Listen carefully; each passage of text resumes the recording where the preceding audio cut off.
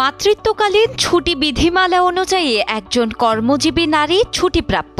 এবার আলোচনায় পিতৃত্বকালীন ছুটি। এছাড়া এটি কর্মীর প্রাপ্য ছুটির তালিকা থেকে বাদ যাবে না। সম্প্রতি এই ছুটি দিতে সম্মতি প্রকাশ করেছে বাংলাদেশ সরকার, তবে মানতে হবে ৩টি শর্ত। সোমবার রাজধানীর সিরডাপ মিলনায়তনে বিশ্ব মাতৃদুগ্ধ সপ্তাহ উপলক্ষে আয়োজিত কর্মশালায় শর্ত সাপেক্ষে চাকরিজীবী পুরুষদের পিতৃত্বকালীন ছুটি দেওয়ার এ তথ্য দেন স্বাস্থ্য ও পরিবার কল্যাণ মন্ত্রণালয়ের উপদেষ্টা নূরজাহান বেগম। পিতৃত্বকালীন ছুটির শর্ত প্রসঙ্গে নূরজাহান বেগম বলেন, মাতৃত্বকালীন ছুটির পাশাপাশি পিতৃত্বকালীন ছুটির বিষয়টি বিবেচনা করা যেতে পারে, তবে এজন্য ৩টি শর্ত পূরণ করতে হবে। একজন পিতা কতক্ষণ বাচ্চাকে দেখছেন, বাচ্চার প্যাড পরিষ্কার করছেন কিনা, মায়ের সেবা করছেন কিনা, এসব লিখিতভাবে দিতে পারলেই মিলবে ছুটি।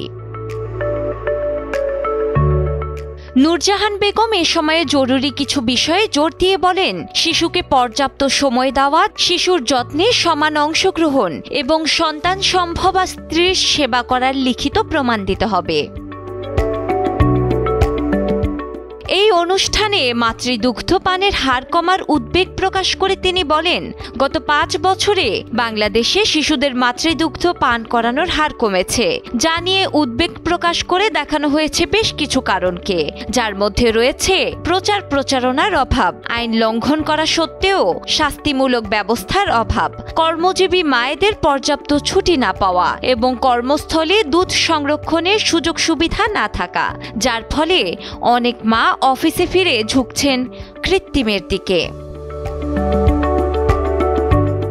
ডেস্ক রিপোর্ট, সময়ের আলো।